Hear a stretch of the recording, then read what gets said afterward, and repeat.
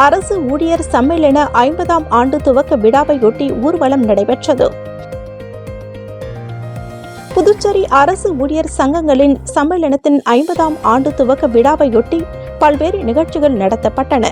முக்கிய நிகழ்வாக பெரியார் சிலையில் இருந்து 50வது ஆண்டாக துவக்க விழா ஊர்வலம் துவங்கியது. முன்னாள் தலைவர் சண்முகம் சிறப்பு விருந்தினராக கலந்து கொண்டு தலைமை தாங்கினார். ஊர்வலத்தை தமிழ்நாடு அரசு ஊழியர் சங்க பொதுச் செயலாளர் செல்வம் துவக்கி வைத்தார். இந்த ஊர்வலத்தில் மயிலாட்டம், கரகாட்டம் நடைபெற்றது. பெரியார் சிலையில் தொடங்கிய இந்த ஊர்வலம் ராஜா தியேட்டர், அண்ணா சிலை, மறைமலை அடிகள் சாலை வழியாக முல்லை நகரில் உள்ள அரசு ஊழியர் சம்மேளன அலுவலகத்தில் முடிவடைந்தது. தொடர்ந்து இந்திய தொழிற்சங்கத்தின் தேசிய செயலாளர் கருமலையான் சிறப்புரையாற்றினார்.